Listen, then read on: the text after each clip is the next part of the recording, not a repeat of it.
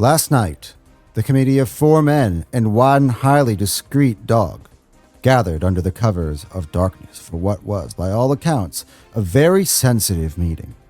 I've been keeping a low profile lately, laying low ever since Arsenal lost possession of first, and the witch hunt began for anyone reckless enough to suggest they could still win the Premier League. Talking about Arsenal, obviously. It's a dangerous time to have opinions. Hope it's being monitored. Optimism is under review. Certain committee members arrived in sunglasses and hoodies, just like I am wearing right now, just to avoid being seen in public with me.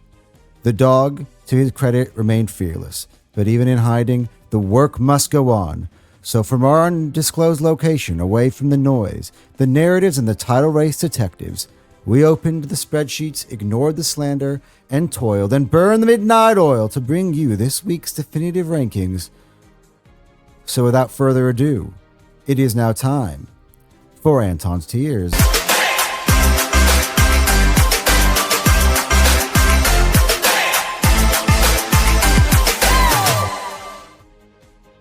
Hello everybody and welcome back to Hotsport. Yes, I'm going to finally take off the hood and the sunnies because I believe that the coast is clear now, is it? I'm going to turn the light on just a little bit more for you guys. Yeah, make sure you're liking and you're subscribing to the channel. Obviously, it's not an easy time to be Anton right now, to speak about myself in the third person. Because, yeah, anybody who even suggests that there still is a chance for Arsenal to win the league, there's a witch hunt out for us. And people are looking for me. Like, honestly, people are looking for me. They're like, Anton, where are you? Come outside. But I'm going to still keep speaking the gospel, just like, you know, men in the Bible did, even at times when, you know, believing in certain faiths were illegal. I still believe that Arsenal can do it, and we will, you know, relay that to you as we get in through these tiers. But yeah, strap yourselves in, make sure you're hitting the like button, make sure you're subscribing. Now, I do understand very much that these tiers are going to be coming out after, well, let's frankly, Nottingham Forest's shocking demolition of Sunderland at the Stadium of Light. So that will not be taken into account into these graphics. They're going to, into this show, will be taken into account when we hit Matchweek 35. So in a week's time from now, or even less, when I do those tiers. So for now, we will kind of, obviously kind of touch on it a little bit, but in terms of the tiers, it's not reflecting in the tiers. So that way, just to avoid confusion. That's not the first time this year that I've operated under such circumstances. But let's go begin. Bottom row, still facing elimination. Now, we said last week, you know, that Tottenham Hotspur needed to lose with there being a victory from both Forest and from West Ham for me to eliminate them from the tiers. Now, the combination of results last week was Forest won. By the way, Forest won today or last night, whoever. So Forest won again. So they've actually won twice. So Tottenham is definitely facing elimination. I'm still talking quietly. It's or maybe not for you guys, but maybe I'm just speaking in this tone.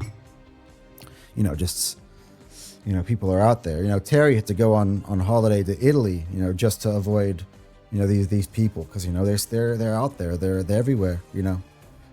The Arsenal hatred is real. But speaking of Arsenal hatred, we're discussing Tottenham Hotspur. So, but they did almost actually got away with a victory against Brighton, and, you know, late Georgina Ruter equalizer kind of just canceled that out. But then it's another drop points for Spurs, which I kind of feel like that could be even more of a psychological blow to their hopes, because they almost saw a victory for the first time in, well, basically the second half of the season since 2025. But even then, they still just can't get over the line. They can't even get any sort of win over the line. Just winning a game for them seems like such a hard task. but at least they got away with a point, which kind of avoids, for the moment, elimination, because of the fact that West Ham as well, the next day, went ahead and they drew on Monday Night Football with Palace at Selhurst Park. So the gap between Tottenham and West Ham is still one that Spurs very much could bridge and take over again, given the fact as well that, you know, Tottenham actually play Wolves this week. So this is like the golden chance for Spurs to get out of that relegation zone, while, you know, West Ham take on a in-form-ish, I guess now, Everton team. So same rules apply this week, though. And we already got one of them ticked off because Nottingham Forest now have won in match week 34. West Ham take on Everton at home.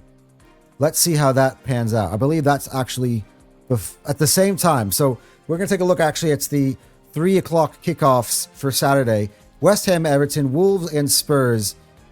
If that's a West Ham win and a Wolves win, Tottenham will be eliminated from the tiers, because at that point, the gap between Spurs and West Ham would be a total of 5 points with 4 games to play. And I just, given the games that Tottenham would have remaining, I would find it very difficult then to see them staying up in the Premier League, which is a shocking statement if I told you that at the beginning of the season. Next up, starting to see daylight. And I think, again, Forest could actually even be bumped up an extra tier now, I believe, because now they've moved 8 points clear of the drop zone with 4 games to play. Now, of course, Tottenham has the opportunity to bridge that gap. If with a win, they would, away at Molineux, they would cut that to 5 points. West Ham, again, could also cut the gap with Forest, but again, that's less of Forest concern at the moment because West Ham catching them would not result in relegation. By the way, I did forget to mention this. Shame on me. It was there at the start. Obviously, the eliminated tier. It's always easy to forget the eliminated tier. But the reason why I want to bring it up, because obviously now officially, Burnley and Wolves, both of them. So on Monday night when Palace and West Ham drew, after Wolves' defeat to Leeds, that officially relegated Wolves from the Premier League. And then when Burnley then lost 1-0 at home to Man City, that also officially relegated Burnley from the Premier League. So both of those teams eliminated by me very early on for weeks and months ago. Now you can see the tiers obviously were correct. Those teams will not be playing next year in the Premier League. They'll be, in fact, in the EFL Championship. So just an update, of course, and everybody kind of known that, but I missed it, and went back a few tiers back, obviously. So I apologize for that. But yeah, look, both of these teams though are not far from it. As I mentioned, it's just as Tottenham obviously holds the last spot open that would drop you down into the Championship. Once that kind of gap starts to open up between the two of them, and as I said, like a West Ham win against Everton at home would be huge for them in terms of staying up in the Premier League. Just as Forest making it an 8-point gap right now at this point, I know Spurs have a game in hand, is also huge in terms of their chances of making it through. Because of course it means that it gives them room for error as well with, 4 games to play now for Forest. So even if Spurs win, make it a 5-point gap, they could still drop Forest. But I believe now Forest actually have a better goal difference now than Spurs. They could still drop, 5 points probably, and still barely make it. That's if Tottenham's perfect, which that would be an insane thing to expect given their form themselves. So I think 8 points gaps, to round that off, should keep Forest State. I think they've seen the light at the end of the tunnel at the end of this scary state. The next one really, of course, is West Ham, who let's follow suit. So at the beginning of the week, I would have put these two together. Right now, I'd actually more slightly have Forest probably in a zone between this and the tier above. And then, of course, when we get into next week and we see the results come through, we're obviously going to recalibrate all of that. And me and the committee will, then just kind of discuss. We might have even like a 10 tiers plus the elimination next week if there's a kind of mixture of results. So we'll have to wait and see. But yeah, West Ham, big game against Everton. Again, going to Crystal Palace and getting a draw, that's a valuable point. It's a valuable point. I think at the moment, considering Spurs haven't won in so long, that points, every single week, a draw for West Ham every single week, I believe, would more than likely keep them up in the league. But of course, at the moment, this week is going to be a tough one because Wolves is the opponent for Spurs. And again, this is Spurs' best opportunity to get the 3 points. That go back to my still facing elimination thing for Tottenham, though. If Tottenham do not beat Wolves, things start to get really bleak because this has to be 3 points for them if they're going to survive. It just has to be. One of the teams that's already been relegated from the league, they need to beat them. If they don't, then it's like, well, it's not going to be easy because for Spurs, let me take a look at their upcoming fixtures just quite quick. For Spurs, their last 4 games after this week would be Villa away. Then they host Leeds, which would be massive game. Then they go to the Bridge to play Chelsea, who under new management again, under what's the name? Stuart? Is it Stuart McFarlane? Whatever his name is, Kenneth McFarlane. Even though I call him Dan Potts.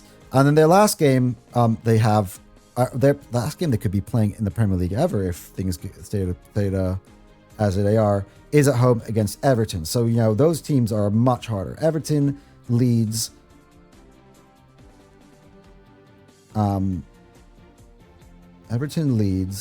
Villa, and Chelsea, all of which, of course, have yet to be named on these tiers, shows you that they're above. Wolves, of course, has to be 3 points for Spurs. This has to be Spurs' move this week.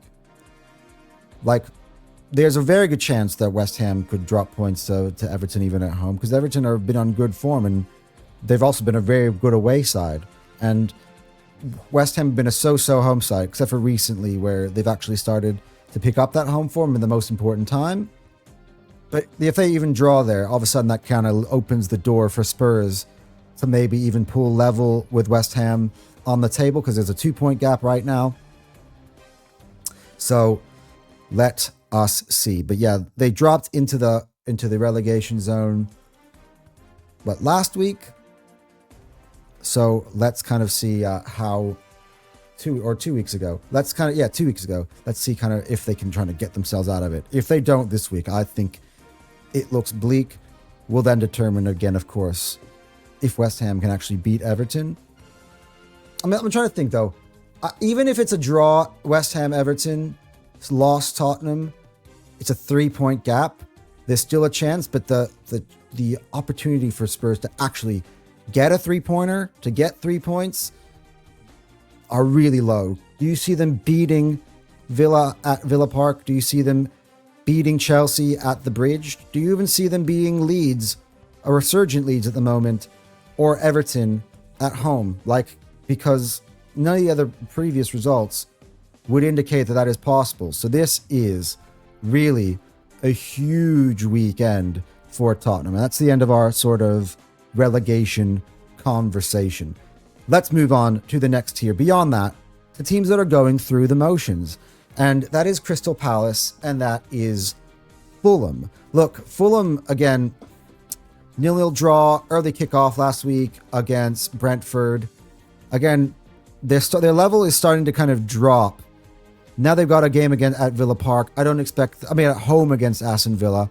I don't expect them to win that either. I just feel like at the moment they're in this, just as Jake was saying on Upset Alert, like they're just kind of like the ultimate at the beach team where there's really nothing for them to fight for, while there's also really no chance of them getting relegated. So I just feel like they're just kind of seeing out the rest of the season. And Crystal Palace aren't really seeing out the rest of the season. Of course, they are fighting for the Europa League. Not Europa League, the Conference League. Their priorities are obviously elsewhere because that's an amazing opportunity for them to, in their first shot really ever in Europe, to actually win a European trophy. Now, of course, for everyone who knows me, it's not one that I value. A la Palace could win it. But their priorities are really kind of there at the moment. They, you could tell even in the game at home against West Ham that it was more important for West Ham to get that point than really it was Crystal Palace to get that point. So they're just sort of just kind of feeling things out at the moment. But again, they are a dangerous team because as well, they've actually been getting some pretty good results in these runs as well. So that being said, it doesn't mean like I would count them out of any game whether they're easy 3 points, because no, it's just that they kind of like, it's a free for all. There's really no pressure on any games. It's almost like glorified friendlies at the moment for these teams in the Premier League. Next up, different outlooks. So when I mean this, and of course Newcastle always get thrown into this, for Leeds and Sunderland, as I've touched on many times throughout the weeks, it's been a tremendously amazing season for them. Leeds, by the way, in this week, they have got the win, of course, against Wolves, which I think was huge. And they also then got a late equalizer away at the Vitality against Bournemouth, the red-hot Bournemouth team that had just beaten Arsenal and Newcastle away from home in their previous 2 matches. So great seasons for them. For Newcastle, it's the exact opposite. It's a tremendous disappointment. They are now sitting on 42 points, only 2 points ahead of Leeds at this particular moment in time, 4 points behind Sunderland in 14th when they were started the year. They've been playing in the Champions League this year, and it's not really discussed enough. I've discussed it, of course, on this show, but it's a tremendous underachieving season sort of for Newcastle. So yeah, they're on the same place they are right now in the tiers, but they would view it in different ways. So for Newcastle, they would view being here as definitely half empty, and for Leeds and Sunderland, they would view it as half full. But meanwhile, Sunderland might drop into the going through the motions sort of category, even though there was a tremendous opportunity for them to move into the European spots. And they are sitting in 11th on 46, but to get trashed the way they were at home against a Forest team that's been at the bottom of the league, 2 tiers below them, still on this tier.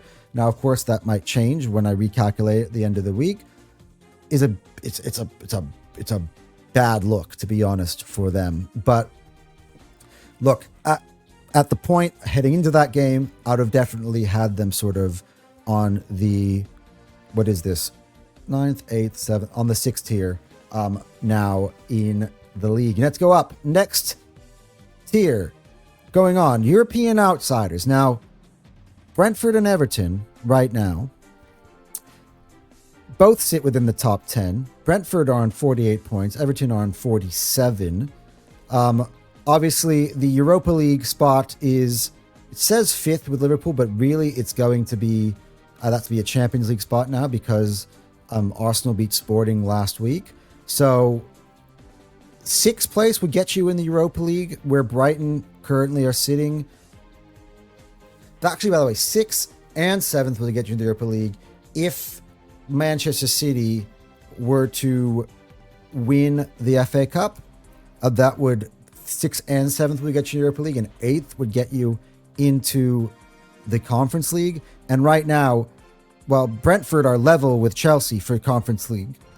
Everton are 1 point behind them, by the way, both of which have a game in hand, so they can both jump Chelsea with victories this weekend against Man United and against West Ham, which of course are tall-ish tasks, but they could jump into those spots. And in terms of Champions League, look, they're very much outsiders, like 7 points out, and Europa League is also very much a possibility. I mean, considering that Brighton right now are sitting in the Europa League seat, or Bournemouth are sitting in the would-be Europa League seat if City were to win the FA Cup, then, by the way, it's also that Yeah, no, because winning the Europa League gets you into the Champions League, right? So, but winning the Conference League gets you into the Europa League, doesn't it? So, let's see. Yeah, Palace. Yeah, I guess Palace would have to not win the Europa League, I guess, for the Conference League for that to occur as well.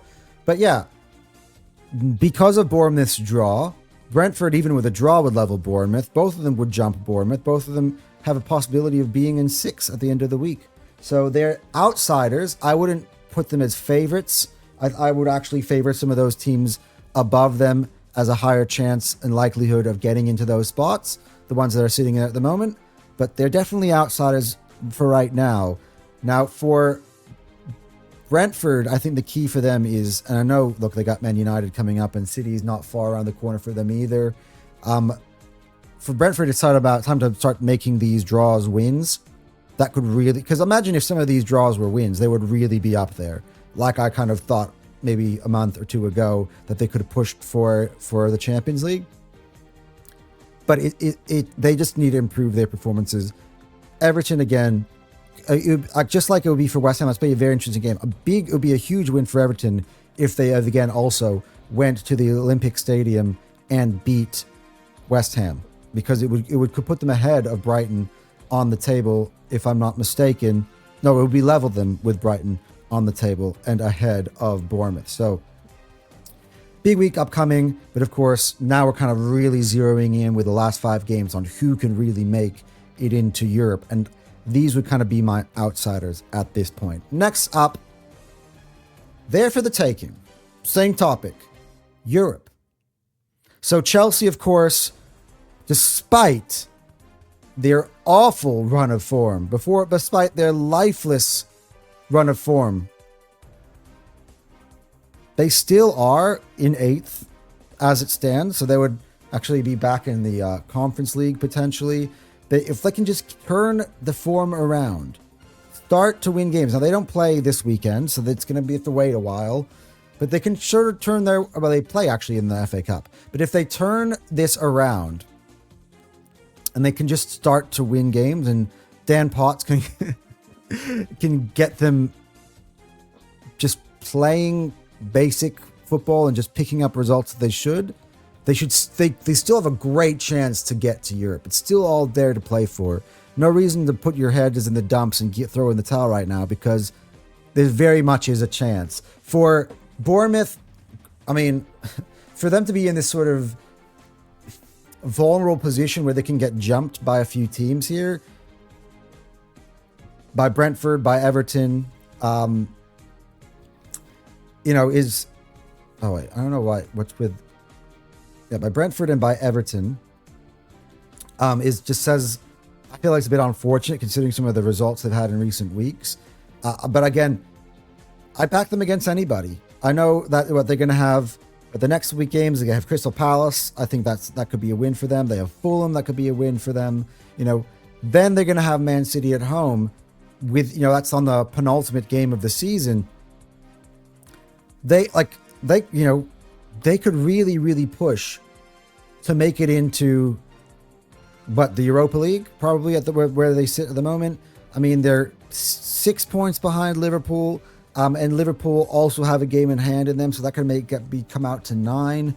But I think for the Europa League, which would be, I think, the first step in a team like Bournemouth's journey, it's definitely all to play for, and they very much are in with a shout if they can just maintain some of their recent form. I know the late Leeds equalizer was a bit of a kick in the teeth, but I think that they kind of need to put that in the rearview mirror, keep pushing on, because they have an excellent opportunity.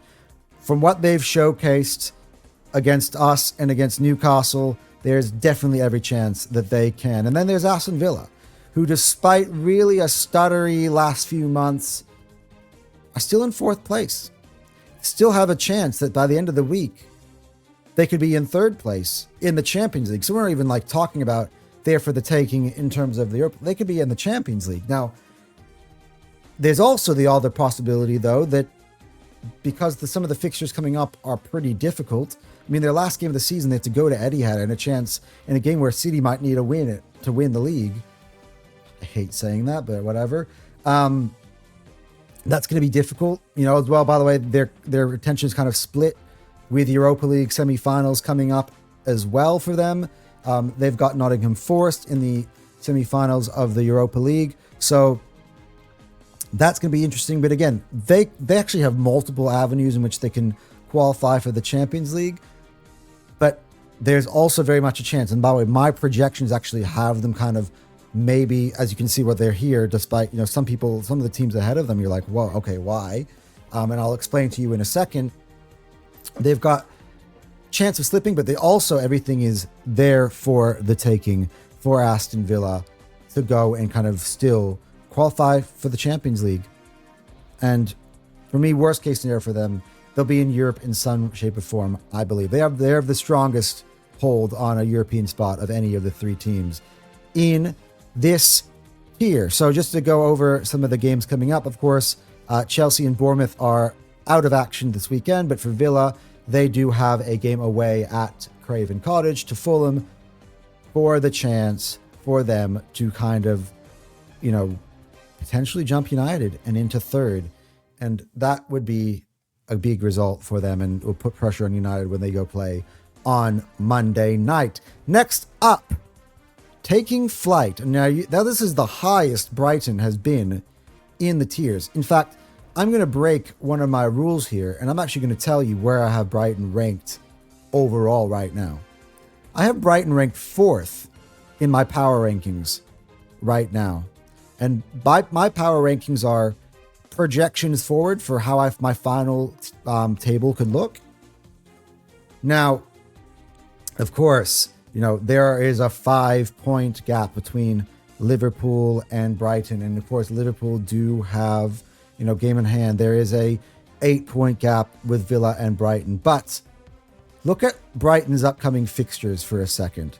After having just beaten Chelsea at home and they got a draw against Spurs, those were big boosts in terms of all the numbers. They got Newcastle, who's a team that's been really sputtering and struggling.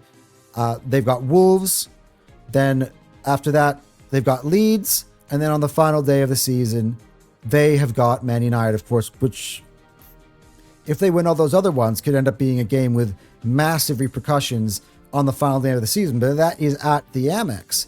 So I actually think that there's a great chance that Brighton could win of their remaining 4 games, at least 3, if not all 4 of them, which would take them to a grand total, if they were to win all of them, of 62 points.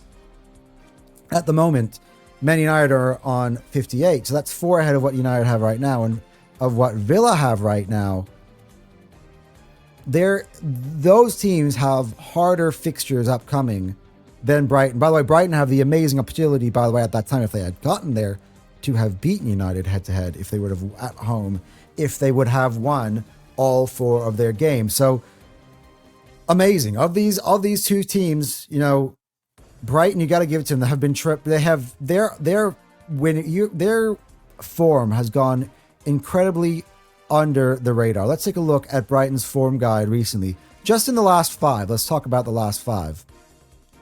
They have won 4, and they have also drawn 1, of course, just now against Spurs. Let's go back beyond match day 30 to match day 29. So that was the game against Arsenal, right? And even before that, though, Brighton had beaten Forest at home, and they had beaten Brentford away. So we're even like, look at some of these results, right? So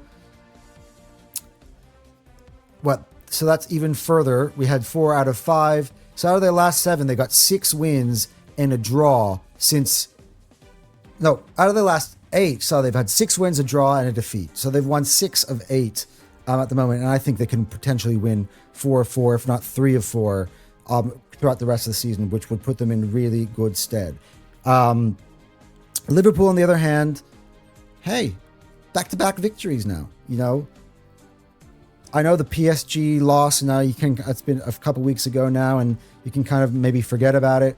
But in the league, slowly. They got that Fulham win at the turn after we came back from the international break. Then they went and they won the derby. You know, now coming now to Anfield is who's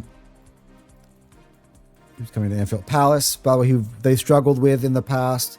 If they chalk off a win there, all of a sudden they could really be back in the Champions League as if they're sitting in that position now anyway.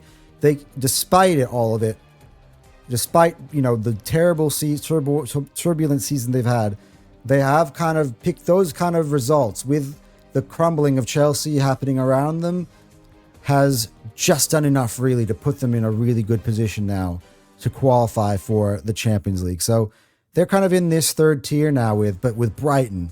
That's kind of the headliner that I don't think any of you guys would have kind of thought. But if you really take a look at how, just take a look back at the last couple months, Brighton have been one of the most informed teams in the league, and they are thoroughly deserving of, I believe, right now.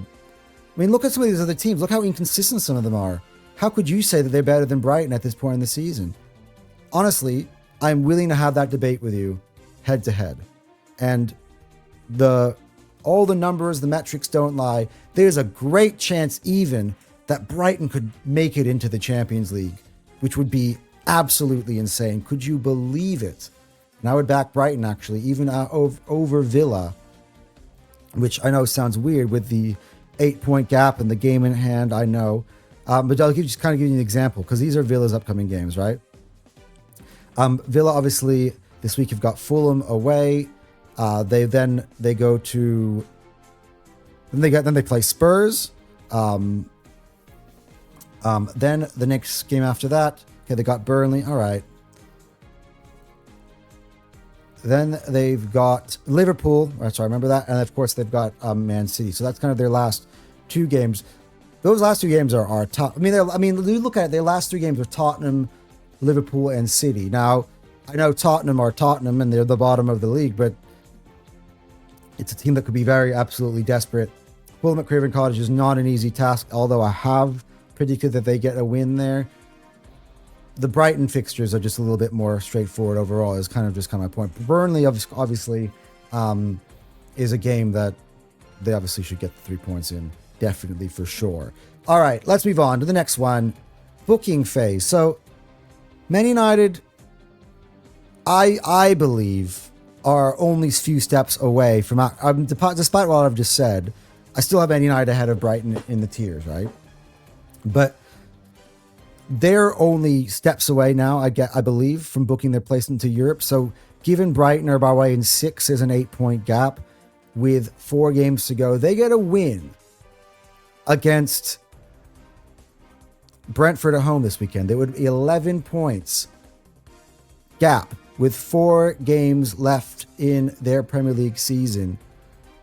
They're booking hotels for some of their Champions League stays. You know, they're not quite booking flights yet because, you know, they don't want to commit to it. But, you know, with hotels, you have a cancellation. You can, go for no non-cancellation. Where you can just kind of free cancellation is the word I was looking for. They have a free cancellation ability, right? So they're starting to book hotels now. They're still in the phase they're in now. So I'm like, just in case, we got to be prepared for our trips to back in the Champions League next year. They're almost there, but I reckon 1 or 2 wins away, I think, where they can safely kind of be like, all right, let's book our flights now. Kind of get that all signed, sealed, and delivered. And let's go. We're going to get ready to play Champions League football, because look, Man United, again, flown under the radar. You know, like they've been the 3rd best team in the league the whole season. I mean, that's just the facts for me. So it's not far to go. Again, beat Brentford this weekend, and it would really put them in a real stronghold. I do think that the victory that they had last weekend at the Bridge was a massive one in terms of just really putting them in pole position. Now, of course, you got Villa, who are on there next. Villa can actually overtake them. Let's kind of see how that goes. But it's not really about Villa for Man United. It's about Brighton, who currently are in 6, or Brentford and Everton, who we discussed earlier, who could move into those positions potentially themselves by the end of the week. That's who they're looking at. I would back them to sort of finish above them. And again, how important would that last game up against Brighton be if Man United have a few slip-ups? But I do think that they are in a really good position. All right.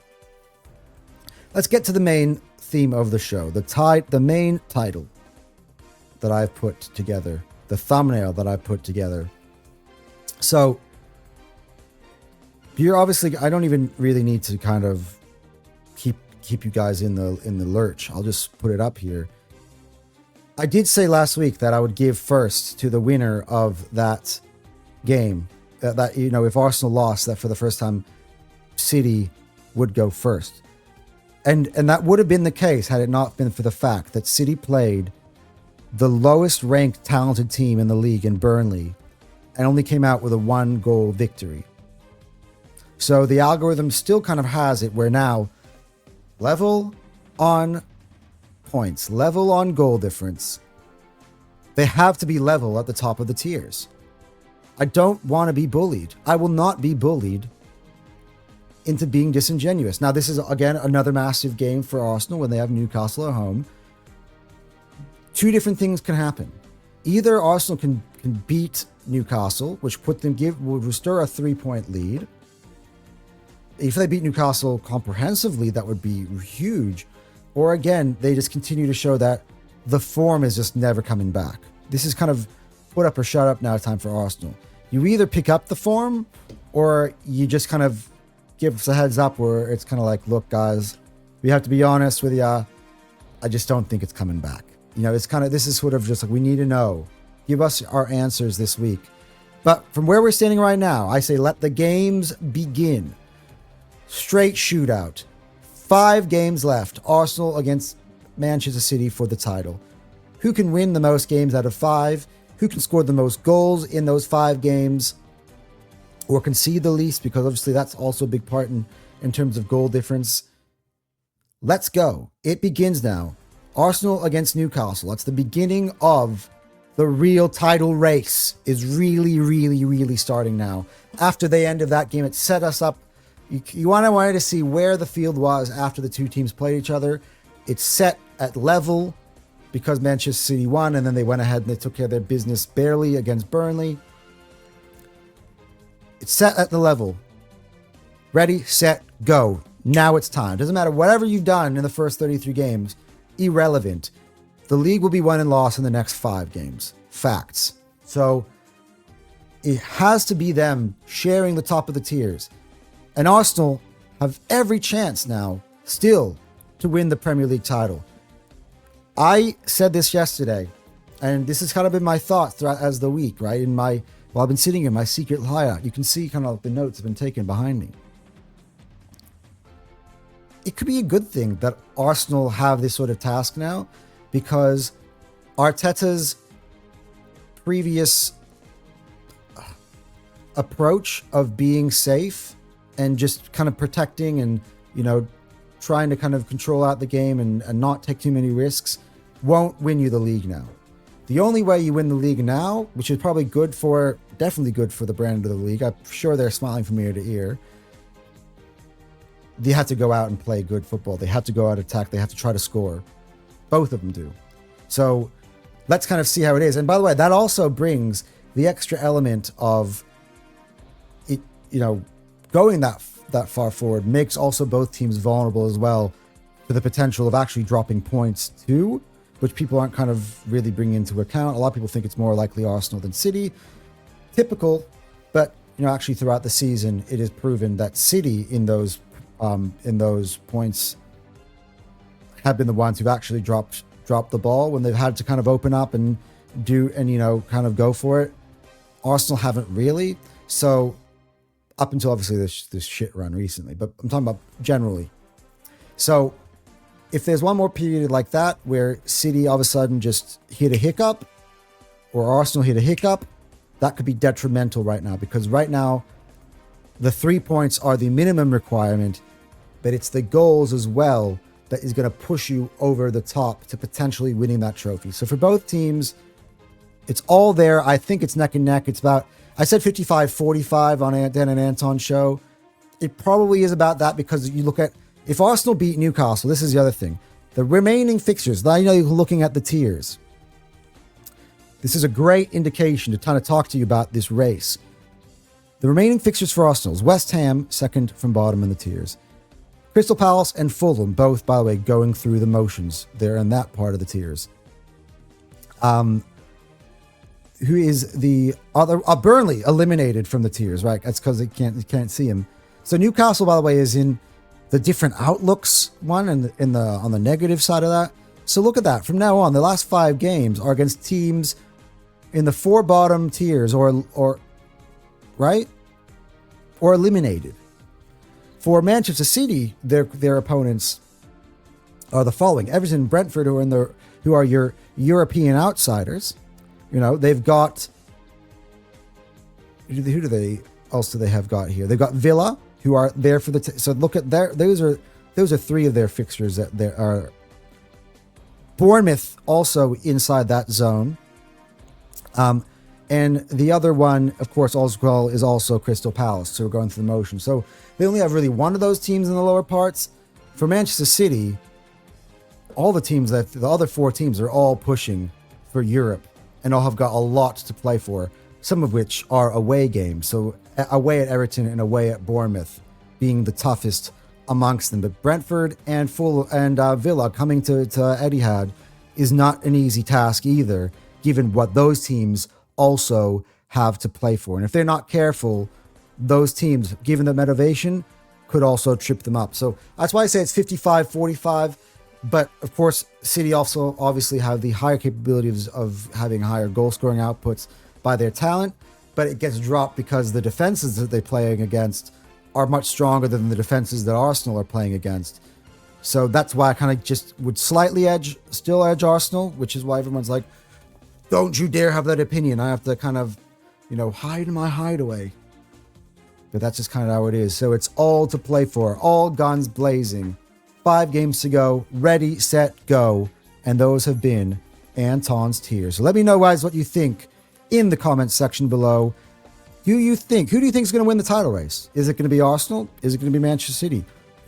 Are any of them going to drop points? Who's going to score the most goals? Who will concede the least goals in that period of time? And the other question, of course, does Tottenham get eliminated from the tiers? And obviously, Brighton, Champions League? Question mark? Let's see. Let's enjoy the rest of the games, of course, this weekend. Big games. Of course, it's going to shape the tiers even more because afterwards will be 4 games remaining for most teams here. So it'll be really, really interesting to see kind of where we are in this week, 1 week from now. Definitely. And until then, though, guys, until next Anton's Tiers, Anton out.